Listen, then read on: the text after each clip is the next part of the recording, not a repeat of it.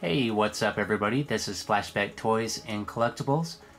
Today I'll be taking a look at the Battle Armor He-Man for the Masters of the Universe Origins toy line, and this is new for 2021. So the first model of He-Man that was released for the Origins toy line was just the regular He-Man that looks a lot like the original He-Man from the 1980s. And this is the second He-Man they have released that shows the battle damage on his chest. So here's a look at the original Battle Armor He-Man from 1983. And how this figure works is if you tap his chest with a sword, or you just tap it with your finger, it'll show damage in the middle right here. So if I tap it right now, it shows damage on the center here. So I haven't had a chance to play with this new one yet, but I'm assuming it works pretty similar to how the old one worked. At least I hope so. So let's take a look at the packaging, and one cool feature with this new Battle Armor He-Man is it does come with an alternate head which resembles the original He-Man. So there's the original He-Man. You can see this head sculpt is very similar to the original, and the one that comes on him is quite a bit different. In fact, he has somewhat of a surprise face, which I don't really like that much, and I'll talk about that here in a few. So it's got some real cool artwork here with Merman and Man-at-Arms. And it shows some of the other figures available for 2021. Step 1, roll drum down with your thumb until no dents appear. Step 2, strike armor, a dent shows. Step 3, strike again, 2 dents show. Repeat step 1 to repair. So it looks like it works the same as the original. Let's go ahead and open this up. And what I like to do with all my figures is I like to just cut around the base of the bubble and keep the artwork intact. And I just save the card back and just throw away the bubbles. So I'll get this opened up and we'll be right back. So the card backs are nice and easy to store because they're flat. And I can store these for quite a while without these taking up too much room. So he comes with quite a few accessories here. We have a power sword, a battle axe, a flame of some sort. I'm not sure how this works yet, but I'll find out. An extra hand, and the alternate head. And a comic book here, Battle Armor Reborn. Cool little story inside here. So we have some instructions here. Insert half sword into power bolt, which I guess that's what this is called. So we can put the sword inside there.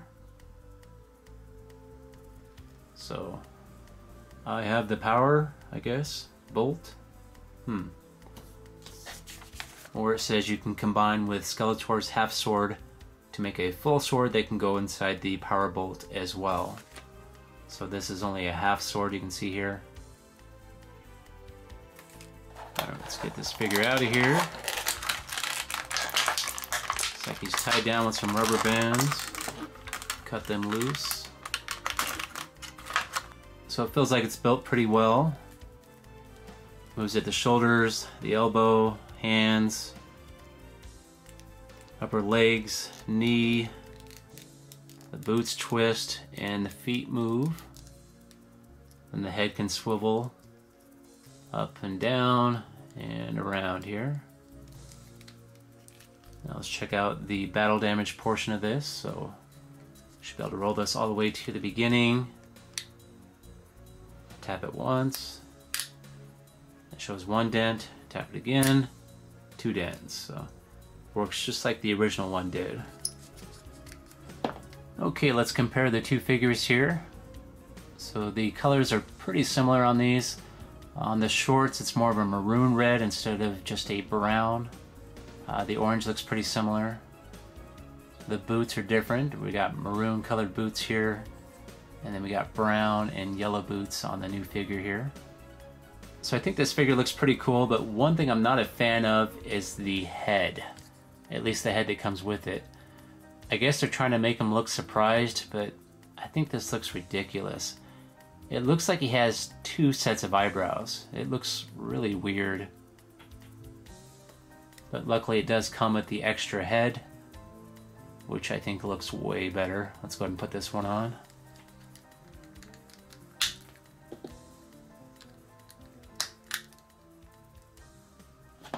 So the shape of the heads is very close to each other, but as far as the way the face is painted, it's a little bit different. The eyebrows are painted on different, so it gives them a kind of a different look.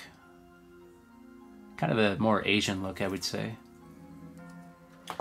Let's check out his weapons. He's got the power sword.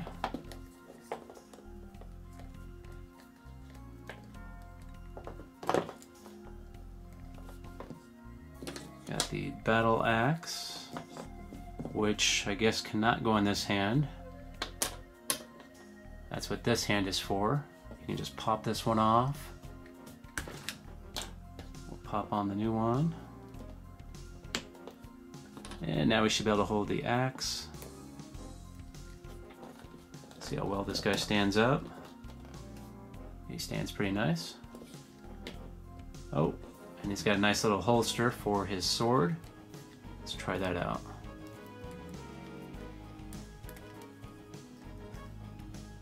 That's nice.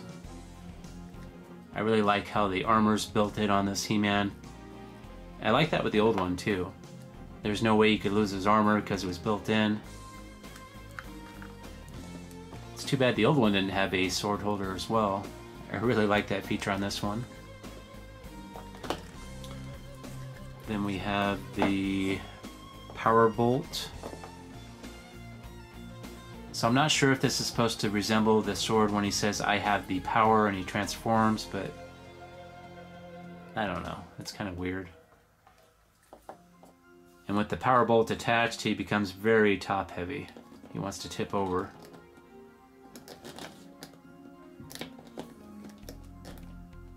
There we go. So I gotta lean him way back to make him not tip over.